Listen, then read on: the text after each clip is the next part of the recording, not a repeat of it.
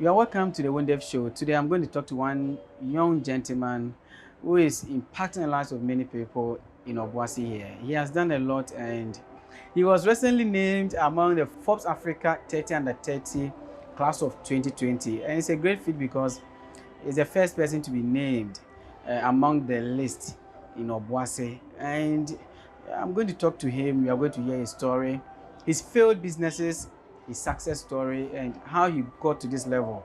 I know there's a lot of story you're going to learn from, and follow me on the ride today. You're welcome to the show, Wisdom. Thank you very much, sir. So your business is Majora Group.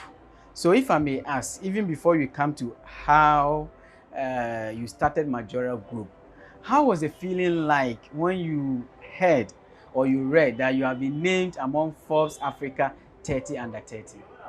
Oh, I was very excited about that. Okay. Because it was one Saturday morning. Okay. When I was in the house with my mom. Okay. It was around 9 o'clock a.m. We were having breakfast by then. Okay. So I was holding my phone whilst eating, and I just received a mail. Okay. I checked and I saw, "Congratulations, Mawuli. You made out to the class of Forbes Africa 30 under 30. So it was amazing. I was very excited about the whole feeling. Wow. But not only excited, because since I got the mail and I saw I was named as Forbes 30 under 30, Forbes Africa 30 under 30, I raised up my hands, thanking God. And my mom was also so anxious, wanting to know what the good news was. Okay. So my mom kept on asking me, "Why, Mawuli, have you gotten employment? Why, what's the matter?" So I just told my mom that I have been recognized by an international magazine, Forbes Africa to be precise. And my mom said, "Mawuli, so just because of this and you made me so happy." So that dampened my spirit for a while. Okay. In fact, I got very sad. Maybe she didn't know about Forbes Africa. Exactly. Exactly. My mom didn't know, but I knew the kind of recognition this will bring to me. What it means to your business, to yourself. Sure. So I was down for a while. Okay. I was down. So I just remained silent and went to my room and think about the whole thing.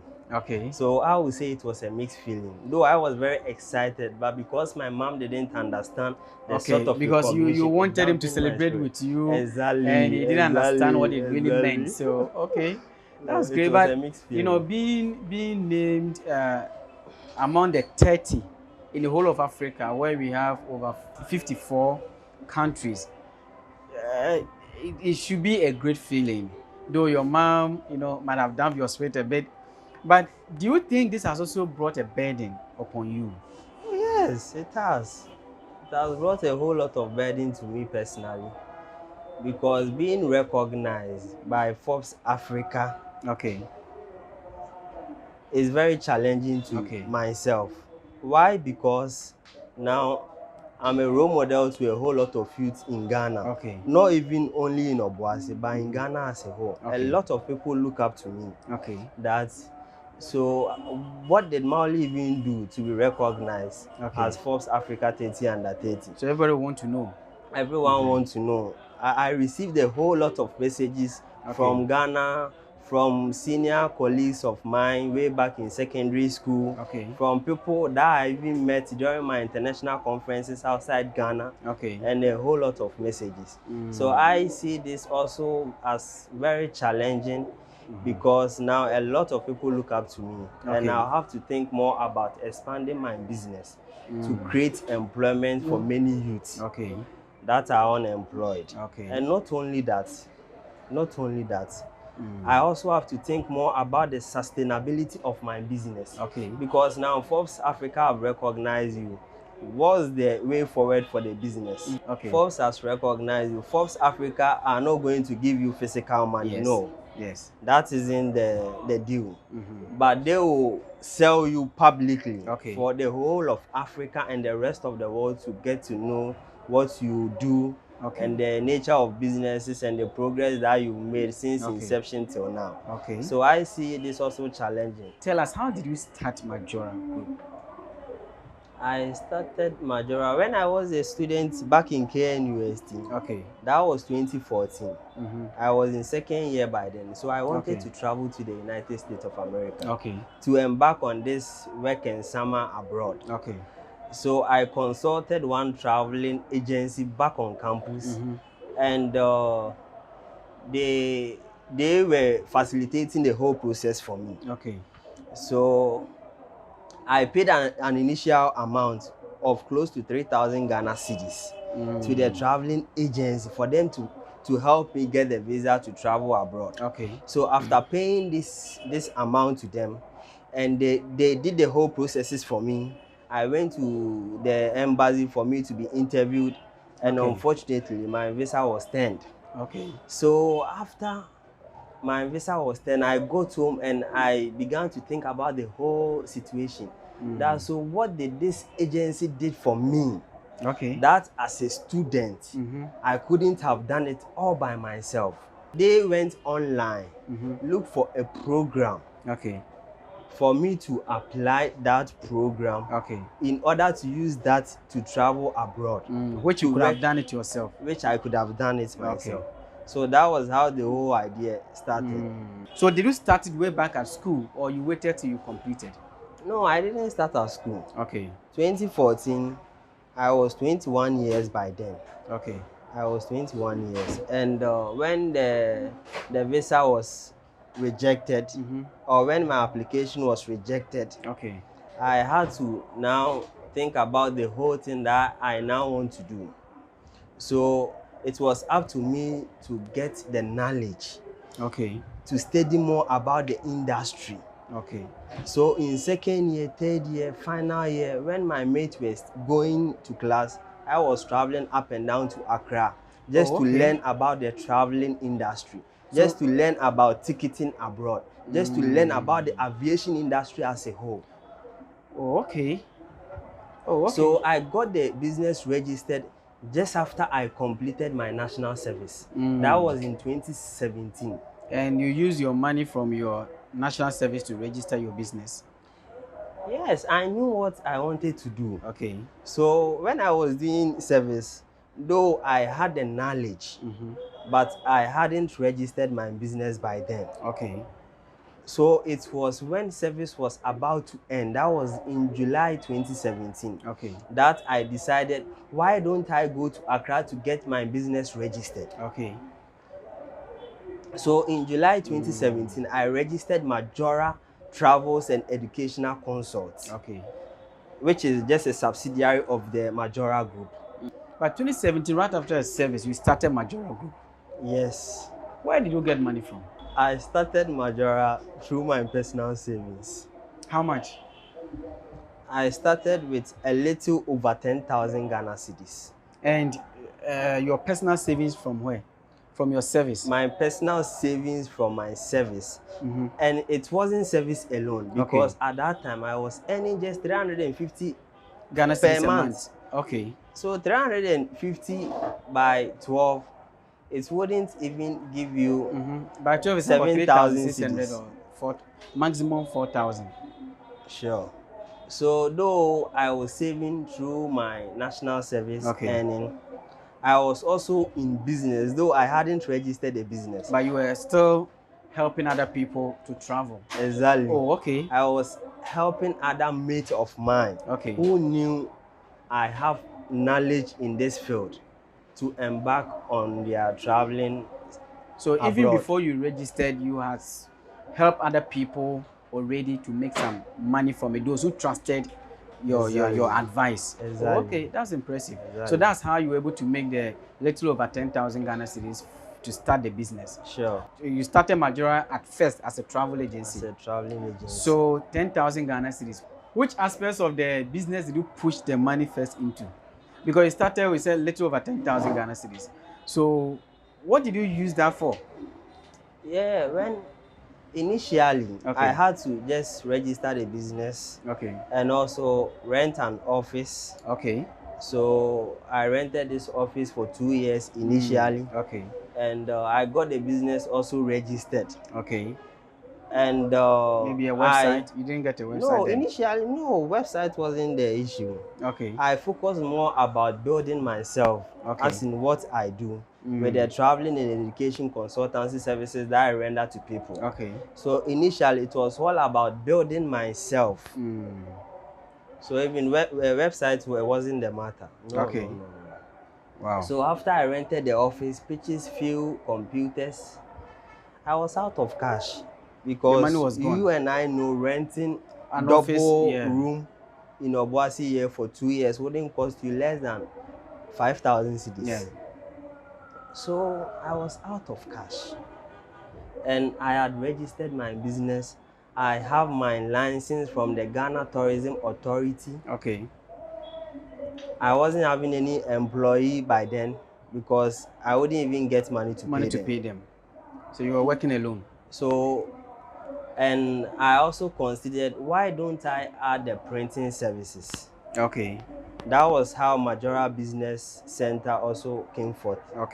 Because initially, I started Majora Travels and Educational Consults. But I considered, Obuasi, how many people even travel outside Ghana? And I also consider the fact that we also don't have any airport, any active airport in Obuasi here. So that was when I also considered the Majora Business Center, which deals basically with printing, print media, all those works. So since you knew there wasn't an active airport in Obuasi, who were your target group at the time you were considering the travel agency? Those whom I targeted initially were my mates back in tertiary and back in secondary school. Because when I was a student in KN University, I used to travel outside Ghana on holidays. So that also got me exposed to the processes involved. To the process in traveling, to visa application, to ticketing and education consultancy and all other services that we render. So my mates, since my mates knew that I used to travel outside, they contacted me in case if someone even had admission abroad and wants to apply. How long did it take you to get your first customer who is a native of Obuasi or Obuasi resident? It took me that same year. It was that same year? That same year. Which month did you start the business? Which month did you move in? I started in July 2017. So by December, somebody had? No, it was somewhere around August, September. And I had my first offer. I had my first offer abroad. It was an employment agency in United Arab Emirates. So with that, I had to advertise. They needed people to go and work in Dubai. So I advertised that I needed people to go and do offshore work in Dubai. So I was doing adverts at the media stations in Obuasi, and I got about 4 people initially to take them abroad. Though that didn't turn out successfully, so I had my... They couldn't go? No, they couldn't go. They couldn't. Was it because of the processes you passed through, or maybe it came because of what the employers over there did? Yeah, the thing was, when I had this offer, as a traveling and tour consultant, you also have to make your checks. So I was dealing directly with the company in Dubai. And the company also had one Ghanaian in their firm. Okay. So after I got the 4 clients, the company purchased the flight ticket for the Ghanaian to come to Ghana for us to embark on the whole traveling process, their visa, their airline tickets, airport check-in and all that.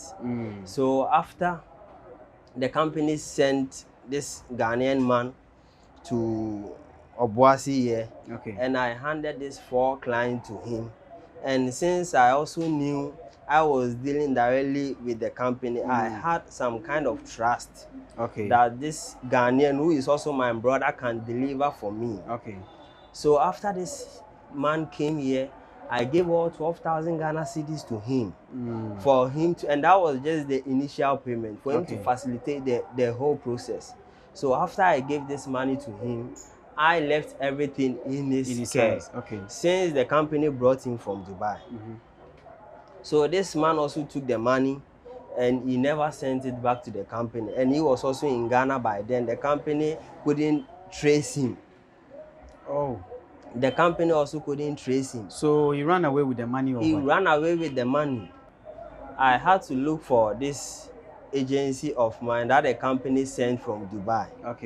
So with that, though I also knew he was living in Kumasi, but I couldn't locate his house.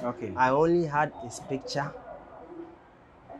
and I had his contact as well and some accounts which he made me deposit money right from the onset.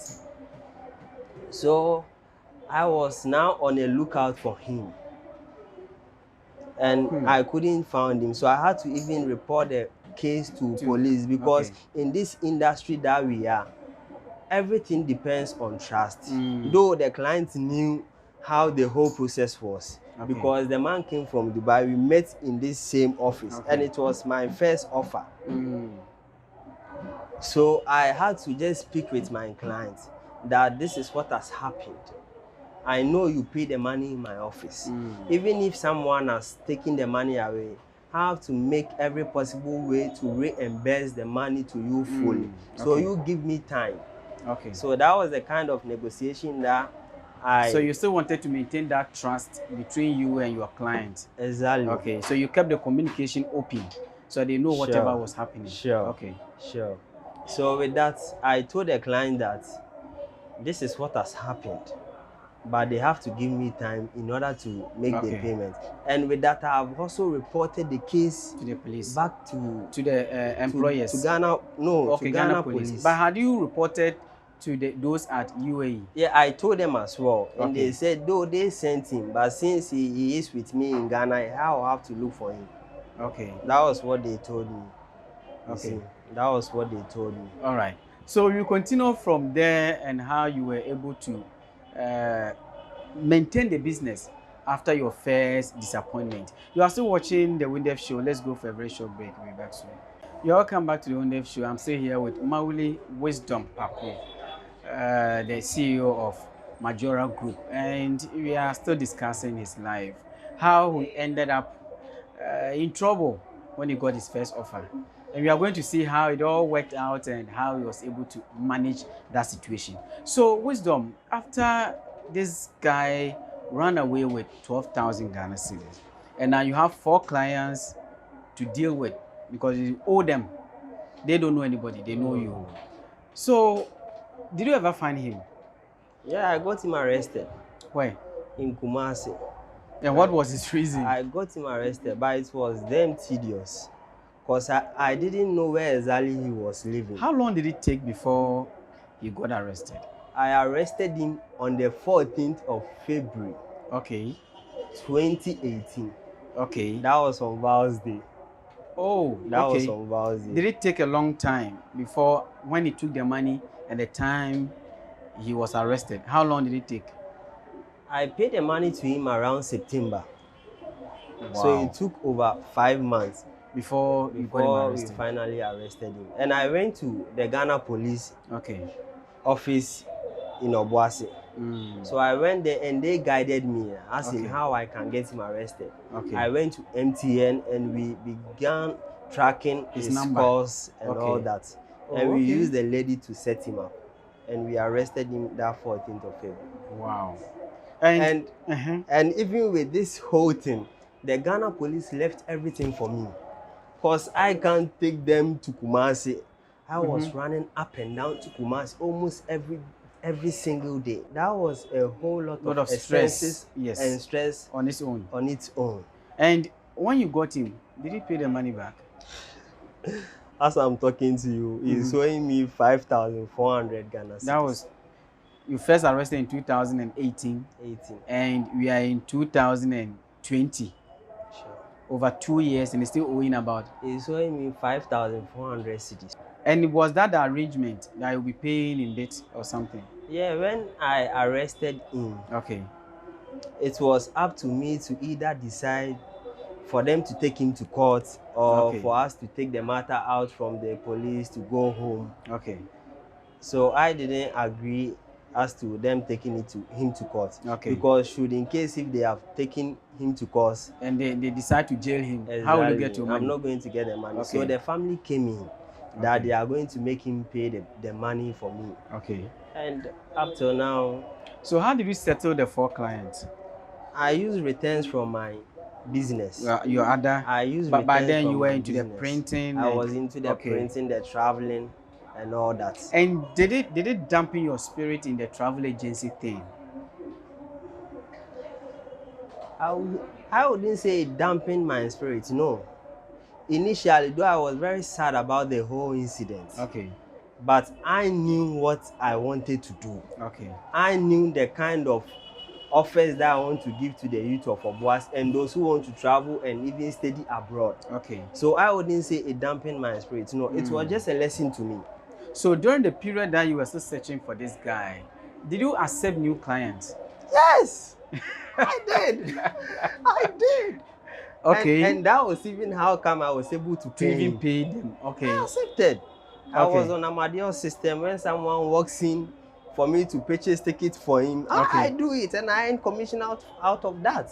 If someone wants to travel outside to go and study abroad, I will still help you in the application. So I was still receiving clients, but I just didn't want my name to go outside. And that was the kind of negotiation that I had with these 4 clients. And thanks be to them. They also preserved my image because they knew what was at stake and how the whole process was. So after that deal didn't go through and you gave them back their money, did you promise them that maybe if any further offer comes out, you might invite them? And what was their reaction? Were they still willing to deal with you in the near future? Yes, 100%. I've even helped one of those 4 clients to still travel. Though he knew what the whole thing was.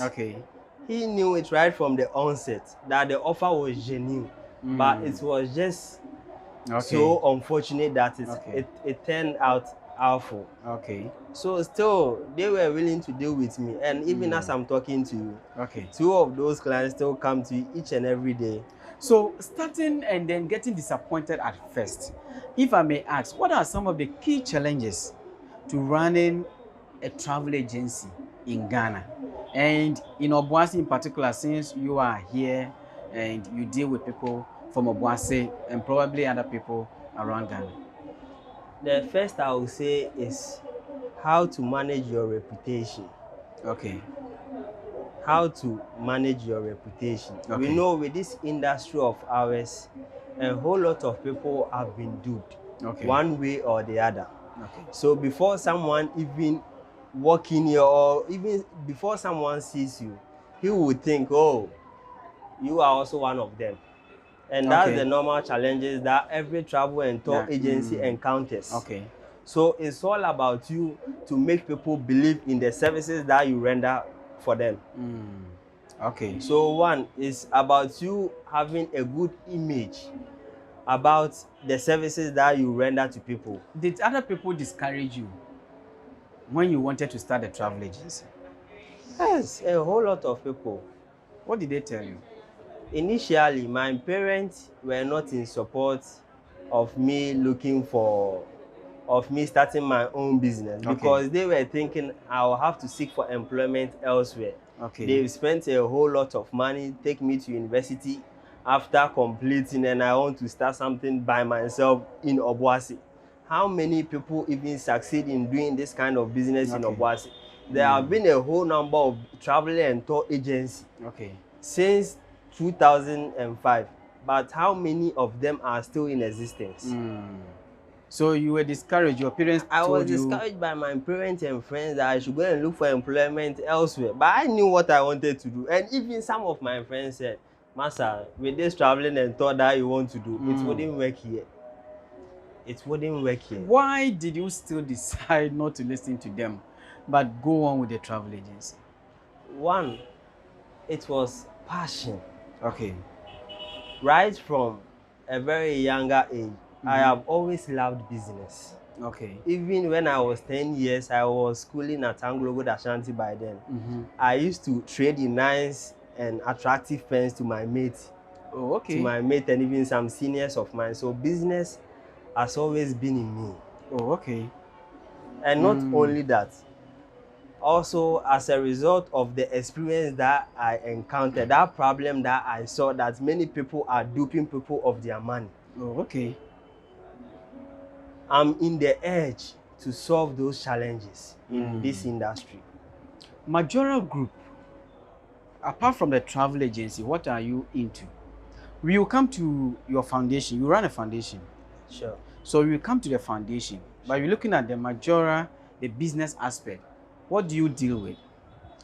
Majora Business Center, that is one subsidiary of our group. And what we basically do is we are into digital media and marketing. Okay.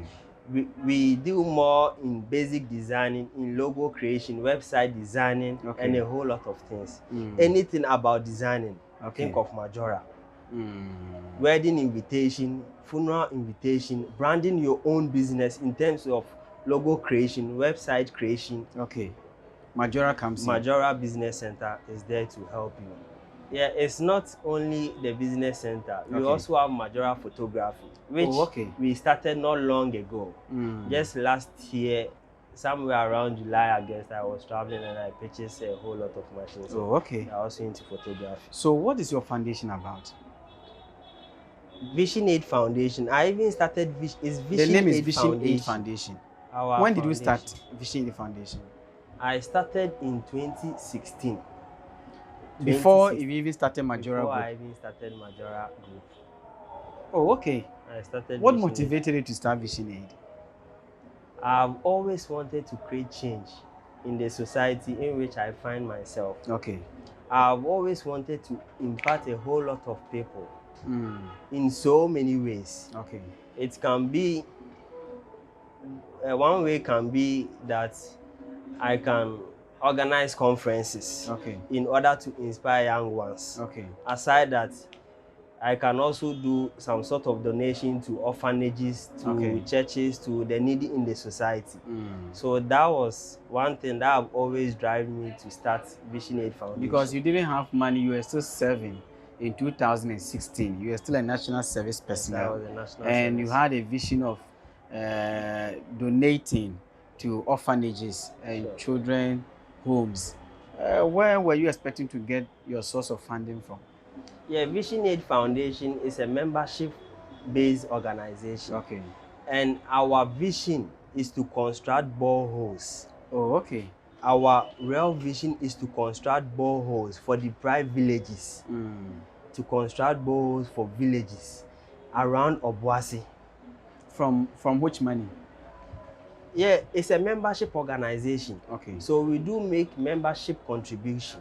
Monthly contributions. Monthly contribution. Which you are sure it could reach that amount that you need to construct boreholes? It's not only the membership contribution that helps us construct boreholes, no. Aside the contribution, we also have our board of directors. Oh, okay. We have our board of directors. One is a renowned pastor in Obuasi, a prophet Jedediah Godfaith. Oh, yeah. Of Global Miracle Church. And one of our board of directors is also Mrs. Shahadat Ibrahim of Samvik. Oh, okay. So you chose people who you think could help you to achieve your vision as your board members. Yes, that was one aspect. So when did you dunk your first borehole? Our first borehole was a sort of partnership that we partnered with my national service year group. Okay. And we went to Epitikoko to construct that borehole. The vice president at that time was an executive of our organization. The vice president of our year group, our national service personnel year group, 2016, 2017. George Akowa. He was an active member and an executive for that matter of our organization. So he led us to partner with our year group and we constructed. And my co-founder was also a national service person in Obuasi. Oh, okay. So for now we've constructed 2 boreholes. Epitikoko and where? Abunyokrom. Okay. Abunyokrom is a village in the New Obuasi district. Okay. But it's along the Amanchim Road. So we constructed this borehole for Abunyokrom because we went there as part of our outreaches. We went there and we realized that these people don't have any potable water to depend on. And even school children had to walk for over 4 miles before they can get access to water.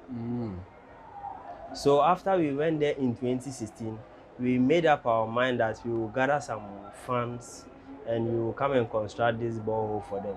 And God being so good, we were able to commission it in February 2018. Oh, okay. That's impressive. You are still watching the Wundef show. Let's go for a very short break. We'll be back soon. Yeah, welcome back to the Wundef show. You are still here with Wisdom Mawuli Parku, the CEO of Majora Group. So, Wisdom, let's finish up with the foundation. So, Vision 8 Foundation, you are still running it now. It's still in progress now. Yeah, we are still running it. Though things has been quite slow for now. But the vision is still in existence.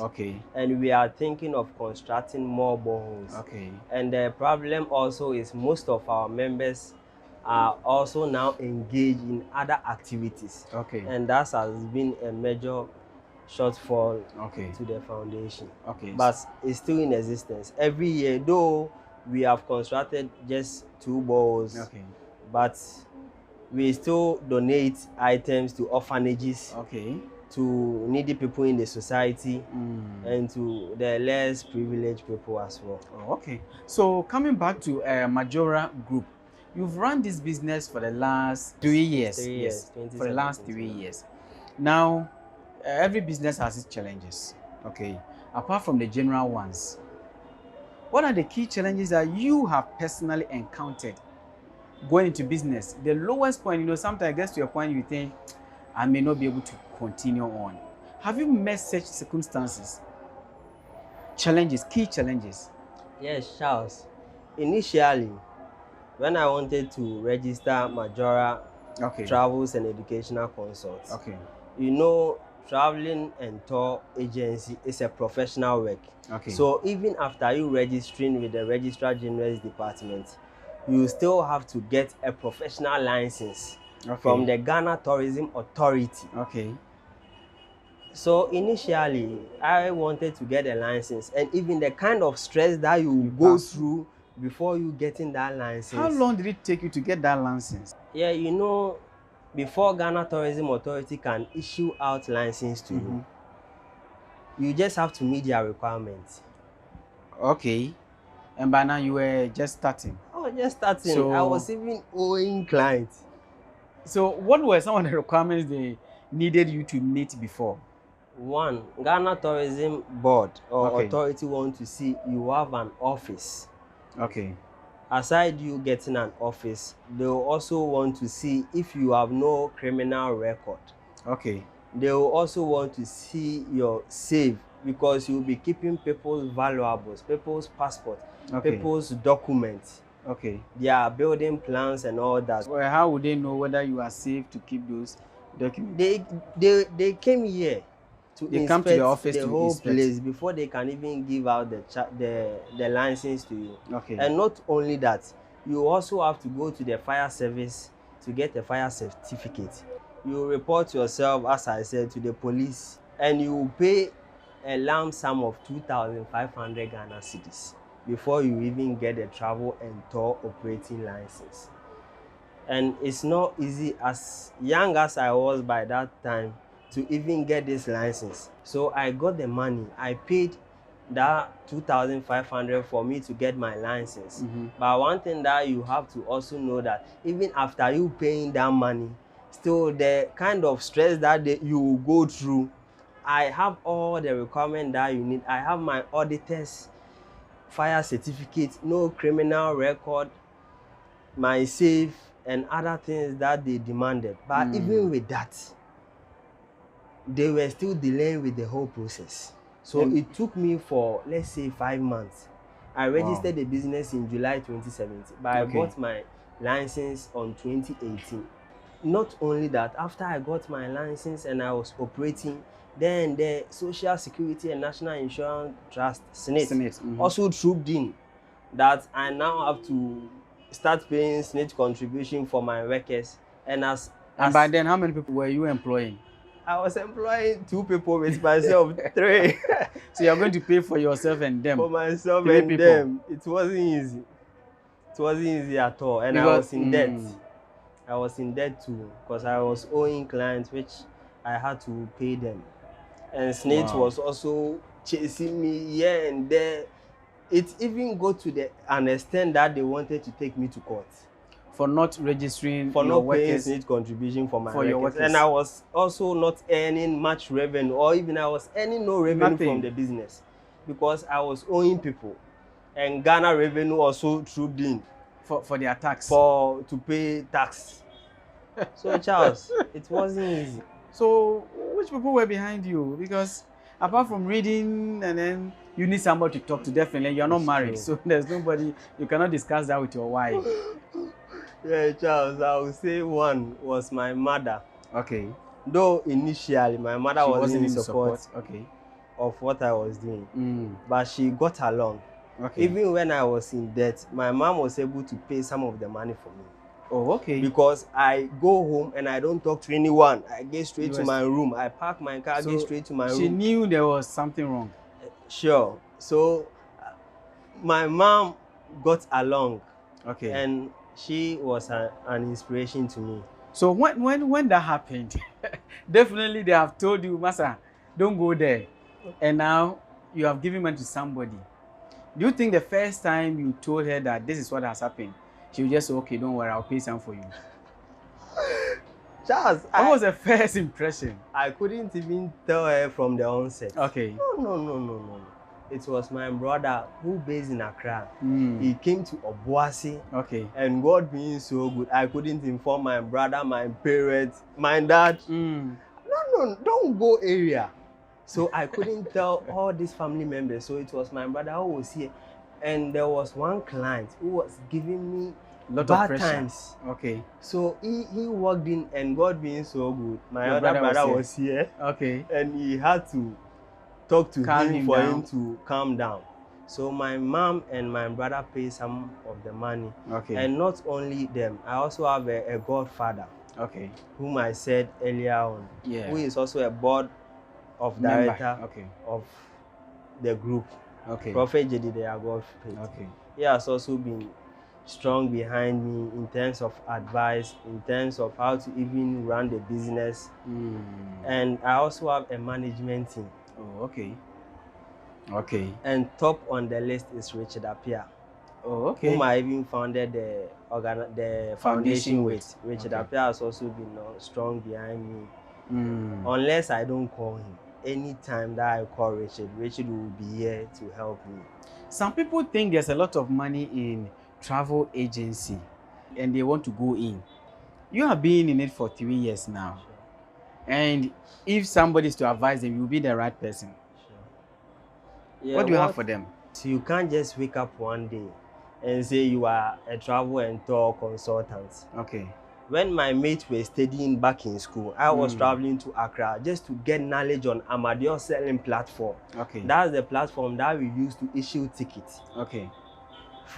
It's an Indian company. So I will say they first have to get the knowledge. Okay. Aside the knowledge, they also have to know that business is risky. It can be good, it can be bad. Okay. If you want to enter this industry, even they will also have to go through all the necessary processes in order to get a license. Because there are a whole lot of travel and tour companies that have only registered with the Registrar General Department, but they don't have any license. So try and get everything right before you can enter into the industry. And they also have to be strong because challenges will come. Some clients will give you pressure, but they also have to be tenacious enough. You have to be bold, even if those challenges come. How strong can you stand? You have revealed your greatest disappointment since you started this job. And I think that was the first offer that you had. Was it your greatest disappointment? Yes, for now, I would say it was my greatest disappointment. But you also had some greater achievements, breaking point, a point where you realize, now I think this offer is so good and I'm going to make some good money. Did you have any such moment? I do. Tell us one. I do have a lot. Currently, we have been accredited by 5 international institutions in Europe and in Canada. Are they learning institutions? Yeah, educational institutions. Like universities or something? Universities. Educational institutions, universities, as their official recruitment partners. So with that, we do apply schools for those who want to study abroad. And not only that school, anywhere that you want to study, being it Canada, US, any part of Europe, Majora Group can help you reach those dreams of yours. So aside that, one also achievement that I'll also say was us getting an office in Accra. So you now have an office in Accra? We have an office in Accra. That's a great within the center of Accra, to be precise. And even the location alone, it sells the business for us. Because we are located at a place where a lot of the clients travel to China for goods. You see? So yeah, that has also been so helpful to the business. It has been very helpful to the business. So in 2018, we are in 2020, so 2019, roughly how many people did you help to book their flights? 2019. Last year. Roughly, you may not be specific, but 2009, I have the records there. 2019, we helped over 500 clients to travel outside Ghana. Just 2019 alone, we helped more than 500, more than that, to travel outside Ghana. More than that, because our Accra office is located at where a whole lot of people travel to China for business, for holidays. So they just come to you, direct other people? A year. Some clients of us can go to China 10 times, 9 times within a year. Within a year. So for tickets, it's been doing well in Accra. We do help people who want to study abroad, and I've helped a whole lot of people within Obuasi. Some are studying in Russia, some are studying in Canada, some US, some UK, a whole lot of places. And they are all within Obuasi. So I think the Obuasi is also doing well with regards to the education abroad. And I have partners in Kumasi as well, on University campus who also promote the business for you. So it's not only Accra. Accra does well in ticketing. So business has been good. How long have you been having an office in Accra? We commissioned it December 2018. COVID-19 2020, how has it affected your business? We all know for a fact that the traveling, the hospitality and the aviation industry has been the major hit. We all know that for a fact. So my industry, it has affected it. Even now, no one is traveling because airports have been closed. No one is traveling because conferences that were supposed to come on has been cancelled. And some are even on virtual conferences, so they don't need to be there physically. And even some airlines have also stopped operation. So it has affected even our... I was very aware of this whole global crisis even way back latter part of December, because I had some clients who were in China by then. So I knew what was coming. So even our Accra office has not been operating for the past 4 months because most of our clients traveled to China, and we were even having clients who were in China by then. And they couldn't even come, or they came? Some came, but Okay. some to the Some are still locked lockdown. down. Where do you see Majora Group in the next 5 years? I want Majora Group to become a global conglomerate. Okay.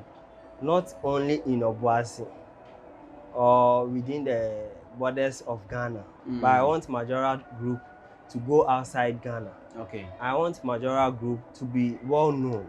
Okay. Not only that, I also want Majora Group to also enlarge our territories in order to create a whole lot of employment for many youths. Okay.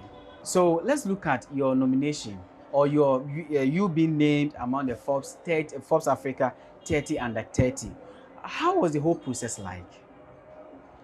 Yeah, Charles. Yeah, being listed among the young 30 entrepreneurs across Africa. Okay.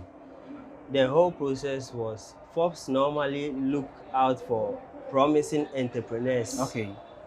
People who are changing the narratives in Africa in terms of business, okay, in terms of technology, okay, in terms of the creatives, the creative industry, okay, and also the recent one is sports. Okay. So these are the 4 categories that Forbes look out for.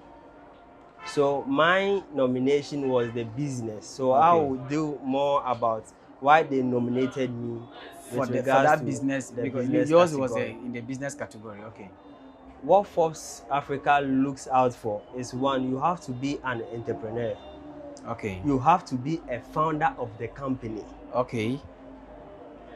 Aside that, your business also has to be 2 or more years, okay, and you are making returns. Okay. They are also much particular about the business making profit. Okay. Returns. Do you send your financial records? You will send everything to them. Wow. You will send everything to them. Aside them also looking out that your business is making progress. Okay. They will also look at if the business is registered in Ghana, sorry, in Africa, because it's an African thing. They will look any if country the in business Africa is registered in Africa and having employees in Africa. So you have to also include your registration certificate. Charles, a whole lot of things. Wow. Being nominated for Forbes Africa 30 under 30 is not an easy task. It's a whole stress on its own. Charles, when you are filling out the form. Initially, over 3,000 people applied. Okay. And they needed just 30 people. That is 100th. In every 100 people just one person that they need. So initially, everyone who has to send this application, what you do, what inspires you, what motivated you, how far you've been able to grow the business, and all that.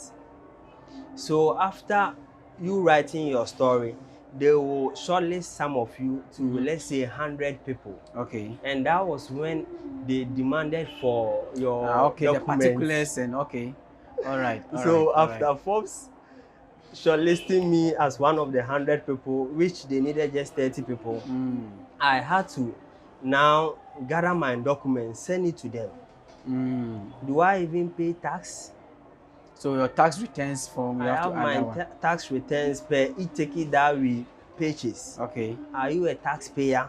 Do you even have any criminal record in your country? So I traveled from Obuasi to Accra just to go and get a police clearance that I had no criminal record. They also look for the registration, because a whole lot of people can lie. We've been operating for 5 years, but it might not be true. Okay. They also took my business registration. And did they check your employees list too? The number of people you're employing? I'm employing 9 people, Charles. So you have to add. They will check that one too with the employment, what they did it. How many people are you paying SNIT for?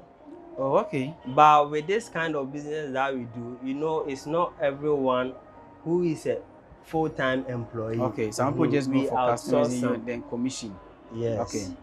And they also have to check your audited financial statement. Okay. You said the business was able to grow by 57%. Where is the proof? Though I keep records of everything that I do. I keep records of all my transactions that I made. Okay. So you are saying you were able to sell tickets of 600. What shows that you sold these tickets? These tickets, okay. So that was when they also requested an audited financial statement. And I was not even having that by then. Okay. And Forbes were giving me just 4 days to get it ready. So I had to consult someone in Accra for him to go to my Accra office, travel to Obuasi, and that even cost me more than 1,500 Ghana cedis. Wow. Just that audited financial statement. So it wasn't easy getting on the Forbes list. It wasn't easy. It was hectic. And I think what prevents most people from being on the Forbes list is lack of documentation. Okay. We have other youths that are doing exceptionally well, even much more than I am doing. Okay. But maybe, do they have business registration?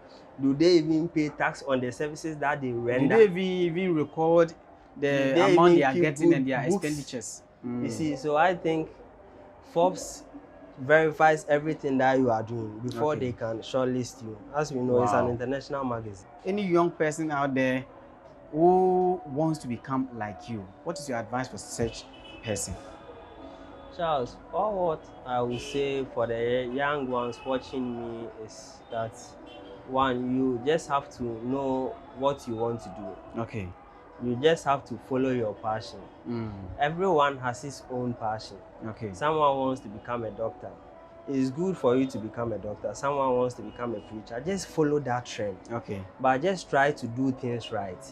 It's not only about you following your passion. No. Okay.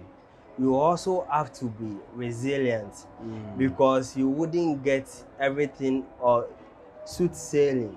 Okay. You wouldn't get everything on a straight line. Okay. Challenges will come. But how resilient are you if these challenges come? Okay. So you also have to be strong. And my last advice to every young entrepreneur or young guy watching me is also, they also have to develop the habit of self-control. Okay. If I say self-control, all what I mean is you have to be able to delay gratification. Okay.